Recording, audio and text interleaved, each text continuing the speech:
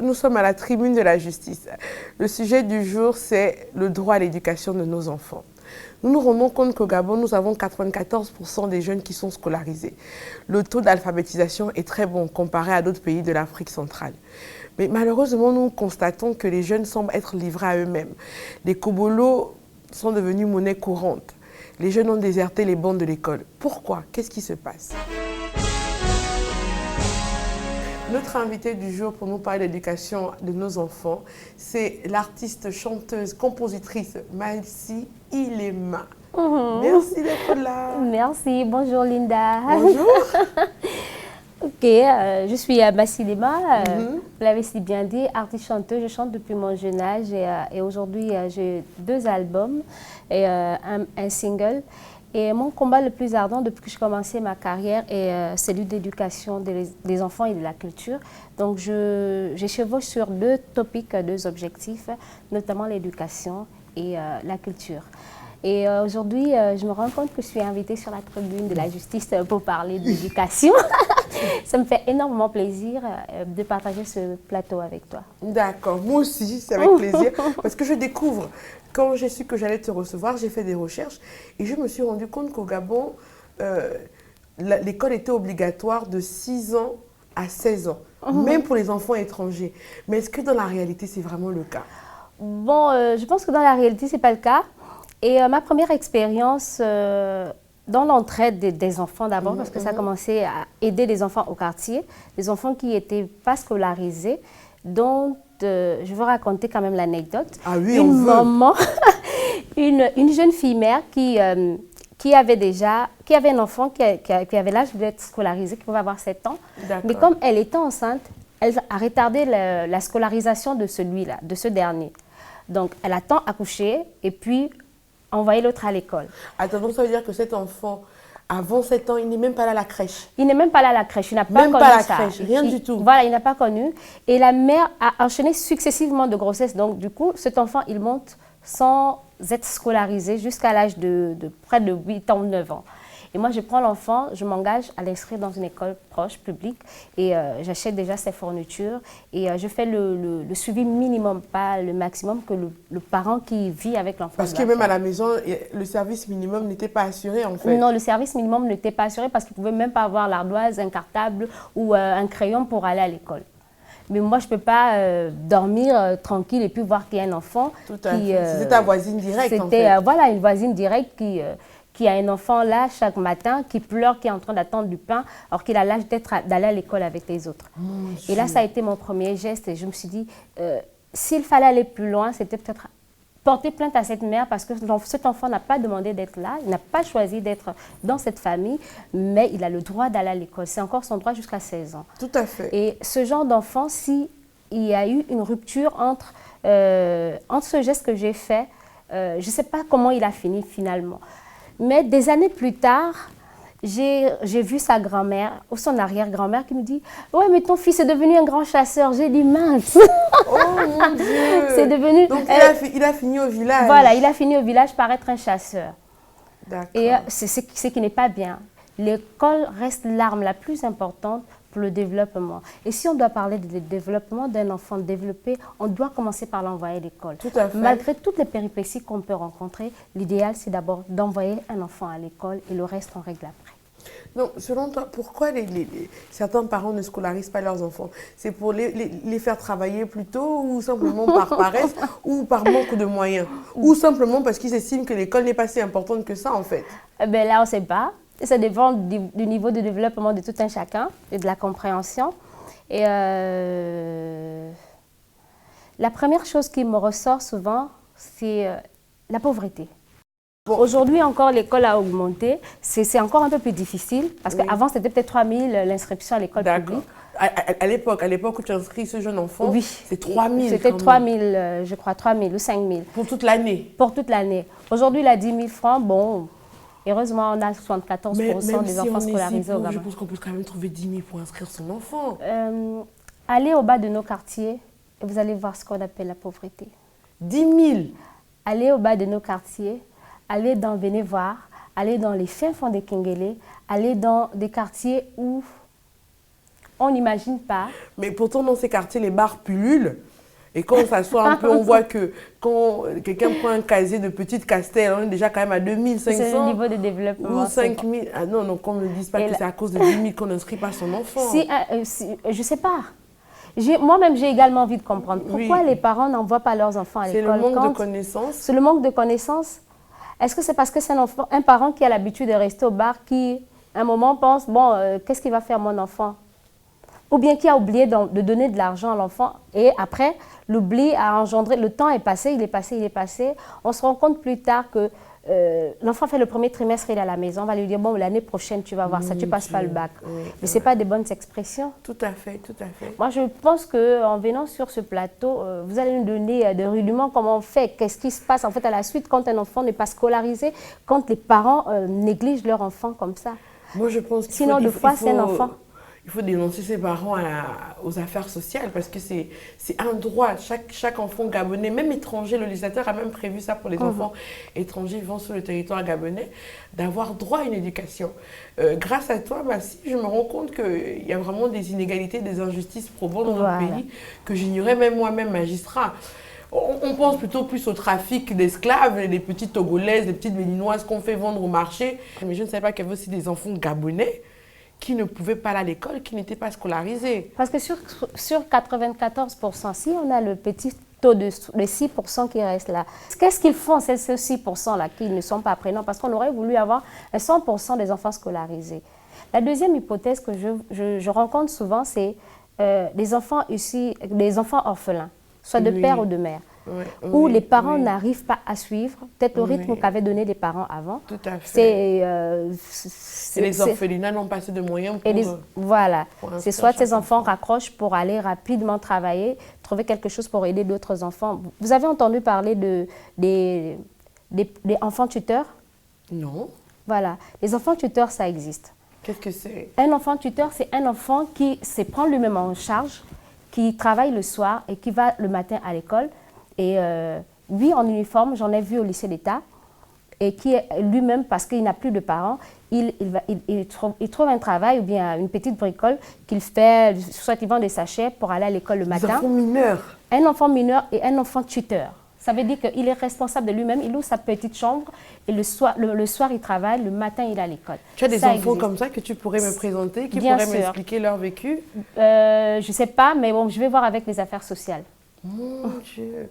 Mais d'accord, parce que si on ne se bat pas de ça, on est là jusqu'à demain. Voilà. Mais dis-moi, parfois même quand les enfants sont inscrits, le deuxième problème, c'est qu'il n'y a pas de suivi à la maison, il n'y a pas de suivi au domicile. Oui.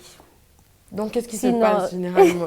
Les parents démissionnent. Les parents démissionnent et l'enfant joue avec son intelligence pour réussir. Et sinon, après lui-même aussi, il raccroche et démissionne pour se mettre à la rue. Donc, comment tu luttes comme ça? Bon, mon premier combat cette année, chaque année j'ai fait quelque chose, mais depuis 2017, je suis sur l'encouragement à la lecture. D'accord. J'ai fait venir 15 000 livres de Lyon, avec des associations des Gabonais de Lyon en collaboration, et d'autres associations partenaires ici au Gabon, où on a fait venir 15 000 livres pour vulgariser la lecture. On s'est rendu compte que ce qui allait au Saint-Texte, l'Institut français, c'était une certaine classe. Et beaucoup pensaient qu'ils n'avaient pas droit à aller consulter un livre là-bas parce qu'ils sont pauvres, parce que c'est d'une autre classe. D'accord. Voilà. Et donc, à part le Centre culturel français, il n'y a pas de bibliothèque où les jeunes peuvent avoir accès pour lire? Je ne crois pas. Nous avons fait un projet avec d'autres associations, notamment d'une bibliothèque itinérante qui va aller de village en village, de quartier en quartier, pour faire découvrir les enfants la lecture, faire découvrir, aimer la lecture. Une bibliothèque itinérante, waouh! Et comment vous allez faire pour... C'est dans un camion, une camionnette, on met des livres à l'intérieur. Là, nous avons commencé, l'association L'Ozo à venir a commencé au niveau de Mayumba, avec cette bibliothèque itinérante. Et le week-end dernier, nous étions au niveau de Cocotier, Oui. Pour faire découvrir à la population de Cocotier le livre, les bienfaits, les dictionnaires. Et il y a eu beaucoup de personnes qui sont intéressées. Des personnes qui sont intéressées. Seigneur, dans ces quartiers, il y a des futurs écrivains, il y a des futurs poètes, il y a des futurs auteurs, mais comme ils n'ont pas accès aux livres, ils ne peuvent pas savoir quel potentiel scriptural ou littéraire ils ont en fait. Nous racontait un jeune de Mayumba qui avait offert un dictionnaire à une jeune fille qui écrivait très bien. Oui. Elle avait l'art d'écrire, elle écrit ses histoires, donc elle prescrit dans son agenda. Et elle n'avait jamais connu de dictionnaire. Son plus grand rêve, c'était de rencontrer un dictionnaire un jour de sa vie. Et la meilleure récompense pour l'association qui travaille avec moi était d'offrir à cette jeune fille-là le dictionnaire. Elle a pleuré de toutes les larmes de son corps parce que c'était son rêve. Il fallait qu'elle rencontre un Robert un jour de sa vie. Bon, on ne va pas passer à la gare routière, non, hein? Non, je demande. Ben ouais, on va le Robert à la gare routière, elle est à Mayumba, au fin fond village. Et peut-être que les parents n'ont pas la possibilité de faire monter un dictionnaire et tout ça. Mais elle a bien avancé, elle écrit bien, elle écrit sans faute. Mais pour elle, il fallait appuyer ce qu'elle écrit avec un dictionnaire. Ah oui, elle était à Mayumba, elle n'était pas de Libreville, elle était de Mayumba. Non. Et là, nous avons eu de belles expériences au niveau de Cocotier. Des enfants qui voyaient Blanche-Neige dans les dessins animés, mais ne pouvaient pas le voir dans le livre comme ça. On a fait une belle petite table ronde avec des enfants où il fallait inventer l'histoire. Tu regardes des images, tu ne sais pas lire parce que c'était des enfants de 3-4 ans, mais tu regardes et puis tu inventes. Tu essayes de mettre ton esprit créateur, tu inventes, tu dis, bon voilà, Blanche-Neige allait voir le Père Noël parce que le Blanche-Neige voulait une nouvelle poupée Barbie. C'était des histoires comme ça et des enfants se mettaient à raconter. Chacun voulait raconter son histoire à son tour. Et c'est ça, il faut occuper positivement les enfants. Tout à fait, si les enfants lisent, voilà. Au moins, ils ne penseront pas aller dans les boîtes de nuit. Non, ils ne penseront même pas au Kobolo, il n'y aura pas de drogue, il n'y a pas de ça. Et une bibliothèque itinérante, elle reste combien de temps dans le quartier? 15 Non, c'est pour toute une journée. Une journée seulement? Oui, mais on peut l'étendre. C'est toute une journée. On prend un dimanche, par exemple, on vient du matin de 8h à 18h, on ferme la bibliothèque itinérante, on repart avec. Si on se dit, on le fait en été, par exemple, toute la semaine dans ce village, oui, dans ce quartier, là, on parle de Libreville, mais quand c'est en province, on fait toute une semaine. Parce qu'on va visiter des villages, plusieurs villages. Et ce qui est bien avec cette caravane, c'est que les mêmes enfants peuvent vous suivre également. Oui, oui. Et là, en ce moment, elle est où la caravane? Mais là, la caravane est ici à Libreville, nous sommes au niveau de Cocotier. Vous êtes à Cocotier jusqu'à quand? Non, juste un seul week-end. Après, on changera de quartier. J'aurais aimé que la caravane vienne, parce que samedi, j'ai une sortie dans un orphelinat. J'aurais aimé que ces enfants découvrent aussi cette caravane itinérante. Mais est-ce qu'à long terme, tu ne penses pas à faire une bibliothèque? Ce serait bien ça, pour que tout le monde puisse avoir accès à cette bibliothèque. Là, nous sommes en train de faire des partenariats, mais des bibliothèques dans un orphelinat, c'est le plus gros projet que j'ai mené. Après les bibliothèques itinérantes. Donc, il y a la Maison de l'Espérance qui va bénéficier d'une bibliothèque. Oui. Ils ont déjà leurs livres. On attend juste bien placer et tout ça. Et l'avantage avec ces livres, avec cette bibliothèque, c'est que les enfants environnants qui habitent dans le quartier, Sodico peuvent venir consulter les livres de cette orphelinat. À long terme, faire même une bibliothèque dans chaque quartier, en fait. Pourquoi pas? Ce serait vraiment très bien. En tout cas, bravo pour ce combat. Merci de se battre pour ces enfants, de leur donner l'accès aux livres. Moi, j'ai toujours adoré les livres. Oui, c'est bien. Vraiment, c'était mes seuls amis, hein, puisque j'étais une enfant solitaire, c'était les livres qui me donnaient ma vie. Ça permet de rêver, ça de voyager. Ouvre l'esprit, ça permet de voyager, ça nourrit le vocabulaire. Voilà. C'est très important. Vraiment, toutes mes félicitations et bonne continuation. Et j'espère te revoir sur notre plateau, que tu nous racontes la suite de tes aventures avec tes enfants. Merci. Nous allons maintenant aller à la rubrique micro-trottoir pour connaître l'opinion de l'homme de la rue. Le droit à l'éducation relève de plusieurs aspects, mais surtout d'un aspect d'ordre juridique. En ce qui concerne le Gabon, depuis les fonds baptismaux, c'est-à-dire au début de notre État, dans le début des années 1960, une loi avait été prise qui rendait l'école obligatoire de 6 ans à 16 ans. Et aujourd'hui, avec la loi d'orientation sur l'éducation, l'école est obligatoire, je crois, de 3 ans à 16 ans. Voilà le caractère juridique qui fait de l'école, qui fait du droit, qui fait de l'éducation un droit. Tout citoyen a droit à l'éducation, à la formation. Cela nous vient de la Déclaration des droits de l'homme et du citoyen. C'est vrai que c'est compliqué avec les temps qui courent, mais au-delà de ces difficultés, il y a quand même des services sociaux. Les parents également devraient se rapprocher des services sociaux et ces services sociaux permettront de scolariser un parent à 4 ou 5 enfants, c'est-à-dire que le service social pourra certainement faire des efforts pour pouvoir scolariser 2 de ses enfants. C'est vrai qu'il est difficile aujourd'hui avec les temps qui courent, mais qu'est-ce que vous voulez? Dès lors que ça a un caractère obligatoire, que la loi contraint le citoyen à scolariser son fils ou sa fille, celui qui ne scolarise pas son enfant doit être poursuivi. Il devrait être dénoncé par les voisins ou par les parents. Parce qu'on ne peut plus être de notre siècle ne pas savoir lire. Mieux, ne pas maîtriser les outils modernes qui nous font vivre aujourd'hui, notamment l'informatique. Il est nécessaire de scolariser ces enfants, du fait que ces enfants devraient nous remplacer dans la société. Donc il faut une éducation pour ces enfants. Il faut également un développement pour la société. Donc il est nécessaire de pouvoir scolariser ces enfants qui sont appelés à nous remplacer demain. Je dois aussi avouer que notre État fait beaucoup d'efforts. Ce qui fait que quand vous regardez les documents du PNUD des institutions internationales comme le PNUD de la Banque mondiale, les chiffres sont quand même assez parlants. La population gabonaise est alphabétisée à près de 96%. Ce n'est pas rien. Ça veut dire que l'État fait des efforts énormes pour que l'école soit obligatoire. D'ailleurs, dans toutes les écoles primaires aujourd'hui, il y a des classes de pré-primaire. Ça veut dire que dès l'âge de 3 ans, vous devrez scolariser votre enfant. Et aujourd'hui, tous les citoyens ont droit à l'éducation, dès l'âge de 3 ans. Comme toujours, le micro-trottoir est vraiment très édifiant. Massi, est-ce que tu as un dernier mot pour la fin? N'hésitons pas qu'éduquer un enfant est éduquer une nation.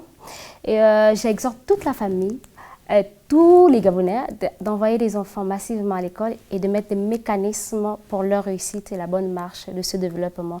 Nous comptons sur vous. Nous ne voulons pas avoir une génération détruite par des drogues. Nous voulons avoir une bonne génération instruite. Merci encore et bonne continuation à l'émission. Merci Massi, c'était au plaisir de te recevoir. Plaisir partagé. Nous allons maintenant passer à la rubrique Conseil juridique. Nous sommes à la rubrique Conseil juridique du sujet du jour. Ce que nous devons retenir du Conseil du jour, c'est que chaque enfant sur le territoire gabonais a le droit à l'accès à l'éducation, qu'il soit étranger ou gabonais. L'État assure cette partie. Mais pourquoi les jeunes traînent dans les rues? Parce que les parents ont démissionné. Les parents n'assurent pas la suite. L'État peut déjà assurer l'éducation à votre enfant. Mais si quand l'enfant rentre à la maison, les parents ne surveillent pas les devoirs, si quand les enfants rentrent à la maison, les parents ne donnent pas des activités extrascolaires aux enfants, les enfants vont sombrer dans l'oisiveté.